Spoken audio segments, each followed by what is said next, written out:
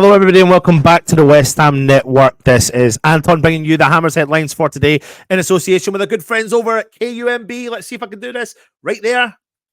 Right there. Get across there and check out the wonderful content as per usual. Now I'm here to bring you some of the news related to West Ham for today. So I'm going to get started on it, and you'll have seen some of that news coming out from the video that we've came to you today. Now, I've done a video today talking about the dreaded vote of confidence that Julen Lopetegui has received over the past coming days, as West Ham supposedly, take that with a pinch of salt, are lining up a potential replacement. That the replacement has been put on standby. And it wouldn't surprise me, to be honest, that this would happen. I think there's an issue definitely amongst the club, definitely amongst the hierarchy, that just don't deal with these situations really, really well.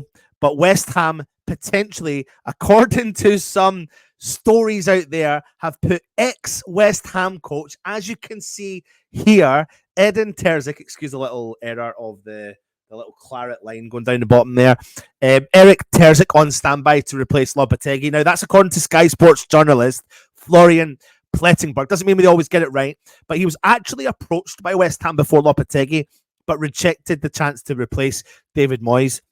He did make a name for himself at Borussia Dortmund, leading to the Champions League final last season, and had current West Ham striker Nicholas Füllkrug up top. He joined West Ham as an assistant to Slaven Bilic back in 2015, having worked with him at Besiktas previously. The 41-year-old was an integral part of the management team, and he was a chief tactician when West Ham enjoyed one of the best ever Premier League seasons in the Farewell Boleyn campaign. Now, according to some sources, one of the top sources you could say out in Europe, he could get the call from West Ham, and he obviously is open to a new challenge. Now, we would have to potentially act soon, because apparently another coach that's under pressure is the AC Milan coach who West Ham were looking at, and apparently they're also considering him as well. He does come with a good reputation, but what I do know about Terzic, obviously speaking to some people we know from the West Ham network, is that Borussia Dortmund were really happy to see the back of him, because I think they were so far away from winning the title, albeit, yes, they did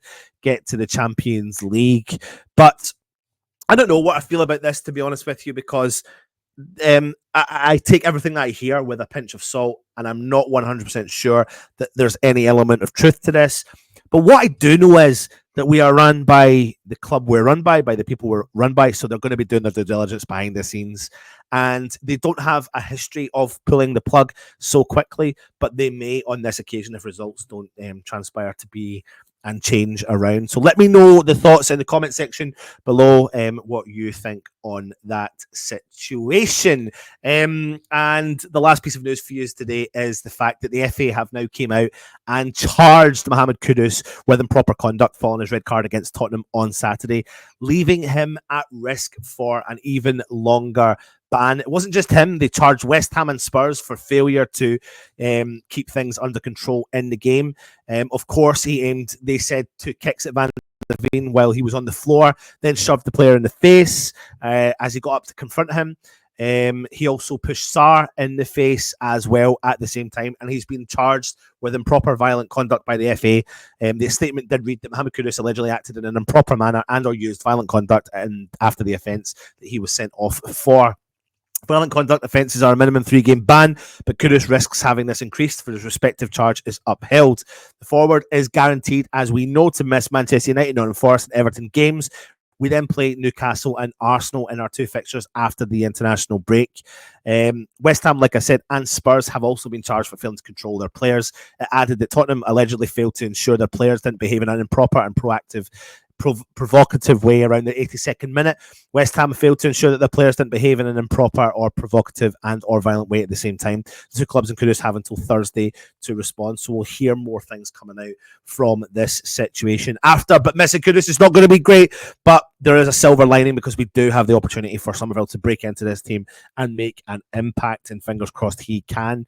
So, something positive can come out, something negative, let's wait and see. But that does bring an end to your Hammers headlines for today. Short, sweet, straight to the point, sharp. If you're new around here, hit the subscribe button, hit the thumbs up, leave a comment, go check out kumb.com there. and join us for future content. Come on, you Irons.